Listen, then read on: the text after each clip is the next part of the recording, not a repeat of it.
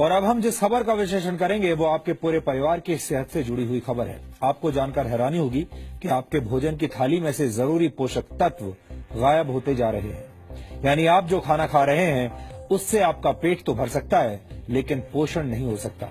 National institute of nutrition ने इसी वर्ष एक फूड कॉम्पोजिशन टेबल तैयार किया है, जिसके आधार पर इंडियन डायटिक एसोसिएशन यानी आईडीए ने भारतीय थाली से जुड़ा एक रिसर्च किया। इस रिसर्च के मुताबिक पिछले 30 वर्षों से भारतीय भोजन की ताकत और उसके पोषक तत्व लगातार कम हो रहे हैं। आपने अक्सर बड़े बुजुर्गों को ये कहते हुए सुना होगा कि पुराने जमाने में भोजन की बात ही कुछ और हुआ करती थी। हर चीज शुद्ध होती थी और आपका खाना शरीर को लगता था। बड़े बुजुर्गों की ये बात अब सच साबित हो रही है। आईडीए का रिसर्च इस बात को भी साबित करता है कि 30 वर्ष पहले खाने में शुद्धता की गारंटी आज के मुकाबले कहीं ज्यादा थी। आईडीए के मुताबिक गेहूं में 9% कार्बोहाइड्रेट कम हो चुका है। इसके अलावा बाजरे में 8.5% कार्बोहाइड्रेट कम पाया गया है। पिछले 30 वर्षों में मूंग की दाल में आयरन कंटेंट 6.12% कम हो गया है, जबकि मसूर की दाल में प्रोटीन 10% कम पाया गया। प्रोटीन हमारे शरीर के लिए बहुत जरूरी पोषक तत्व है और इसकी कमी से कई तरह की बीमारियां होती हैं। आटे और दाल के बाद सबसे ज्यादा इस्तेमाल होने वाली सब्जियों को भी चेक कर लीजिए। नए जमाने के आलू में विटामिन बी, मैग्नीशियम और जिंक की मात्रा पहले से कम पाई गई है।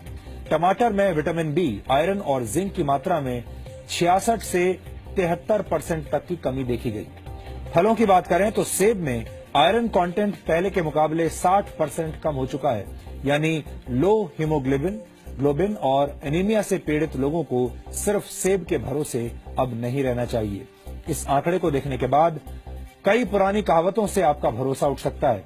अक्सर कहा जाता है an apple a day keeps the doctor away, यानी एक सेब हर रोज खाने से आप स्वस्थ रहते हैं और डॉक्टर से दूर रहते हैं। लेकिन इस दौर में ये कहावत भरोसा करने लायक नहीं रही, क्योंकि सेब के अंदर पोषक तत्व अब कम हो चुके हैं। आईडीए ने इस रिसर्च को तैयार करने में नेशनल इंस्टीट्यूट ऑफ न्यूट्रिशन के फूड कॉम्पोजिशन टेबल का इस्तेमाल किया है। एनआईएन ने 528 तरह के खाद्य पदार्थों में मौजूद 151 पोषक तत्वों की जांच की है।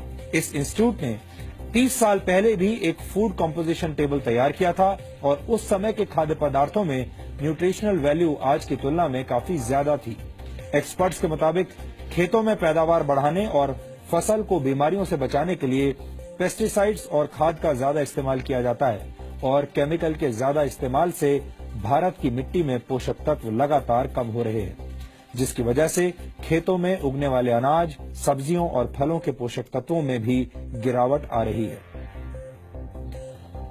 भारत की मिट्टी में जिंक की मात्रा 43% कम हो गई है। इसी तरह बोरॉन 18.3%, आयरन 12.1%, मैग्नीशियम 5.6% और कॉपर 5.4% कम हो गया है। जाहिर है, जब फसल को पैदा करने वाले खेतों में ही पोषक तत्व कम होंगे तो खाने पीने की चीजों में न्यूट्रिशनल वैल्यू भी कम मिलेगी। इस रिसर्च के मुताबिक ऐसे अनाज, फल और सब्जियां खाने की वजह से आपकी सेहत पर अब फर्क पड़ रहा है, असर पड़ रहा है।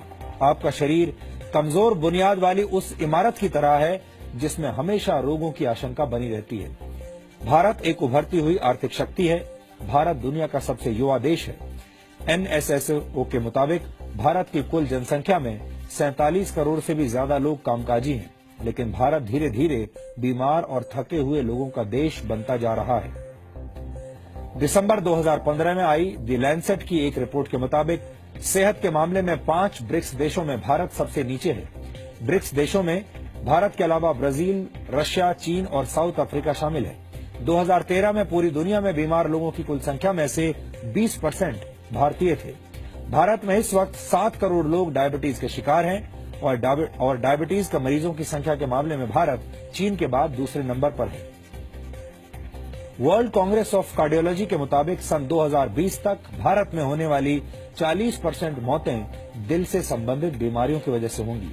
भारत में हर 10 में से एक व्यक्ति किडनी की बीमारी से पीड़ित है और ज्यादातर लोगों को इसका पता तब चलता है जब उनकी किडनी 60% तक बेकार हो चुकी होती है। ये सारी बातें सुनकर आप चिंतित जरूर हो रहे होंगे। आप सोच रहे होंगे कि एक तरफ भारत के लोग बीमार हो रहे हैं और दूसरी तरफ हमारे भोजन के अंदर मौजूद पोषक तत्व भी कम हो रहे हैं। ये एक तरह से दोहरी मार है। लेकिन इस विषय पर हमारा आज का वीडियो विश्लेषण देखने के बाद आपको थोड़ा लाभ जरूर मिलेगा और आप ये समझ जाएंगे कि मौजूदा दौर में शरीर में पोषक तत्वों की कमी को कैसे पूरा किया जा सकता है।